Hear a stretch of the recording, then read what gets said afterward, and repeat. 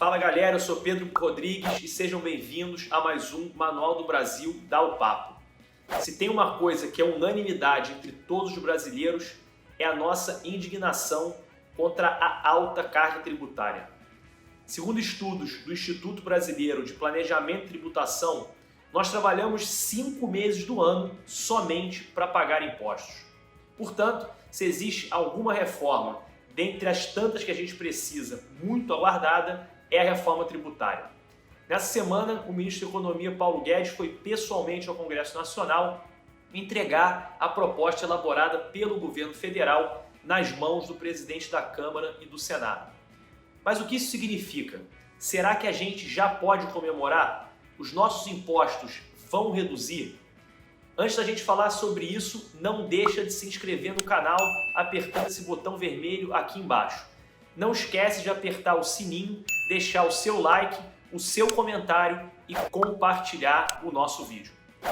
Desde o início do mandato, o governo do presidente Jair Bolsonaro já sinalizava a necessidade de realização de algumas reformas.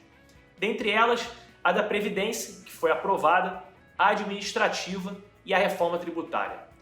Alguns críticos acham que o governo demorou a apresentar o projeto. Outros entendem que foi o momento certo. O fato é que a apresentação por si só já pode ser um motivo para a gente comemorar. Importante falar que a proposta apresentada pelo ministro Paulo Guedes essa semana ainda está incompleta.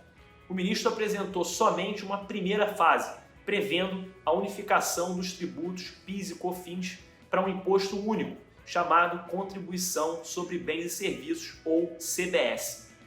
Acontece que a reforma apresentada pelo governo não é a única. Já correm no Congresso Nacional outras duas propostas também para uma reforma tributária. Apesar de terem nortes similares e diagnósticos parecidos, elas possuem saídas e soluções diferentes. E é aí que começa toda a discussão. O primeiro ponto em comum é a simplificação.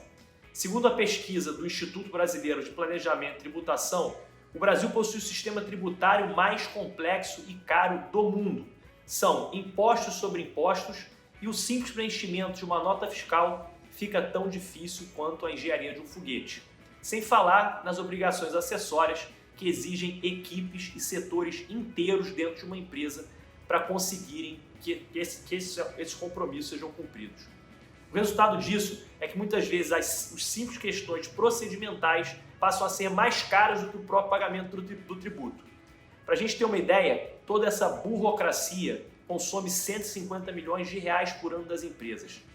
Toda essa confusão e dificuldade aumentam os questionamentos jurídicos. Segundo o relatório do InBusiness, o Brasil tem 51% do PIB em contenciosos tributários federais. Lembra aqueles 2 tributos que o governo propôs unificar? Segundo técnicos da Receita Federal, atualmente existem cerca de 71 mil processos sendo discutidos administrativamente somente com relação a esses 2 tributos.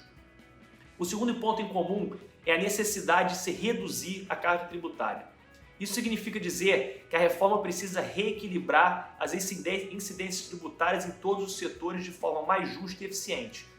Incide sobre nós, todos os brasileiros, nada mais nada menos do que 63 diferentes tributos, divididos entre impostos, taxas e contribuições arrecadados pelos diferentes entes da federação, governo federal, estados e municípios. Isso não tem como funcionar e precisa ser modificado. Hoje, impera uma lógica arrecadatória sem limite, onde o único objetivo é tirar dinheiro do cidadão de onde dá e a qualquer custo para o Estado brasileiro gastar de forma perdulária. Com esse mecanismo, se tributa o consumo de forma exagerada. Hoje, nossa conta de energia elétrica, por exemplo, a gente paga mais impostos do que energia. Se tributa a folha de salários de forma absurda. As empresas precisam praticamente 2 salários para cada funcionário, mas essa grana não vai para o bolso do trabalhador, mas para os cofres do Estado. Existem outros tantos exemplos que a gente poderia ficar aqui citando. Toda essa ânsia de arrecadar, segundo o site Impostômetro, gerou para o Brasil em 2019 quase 36 trilhões e meio de reais em tributos federais, estaduais e municipais.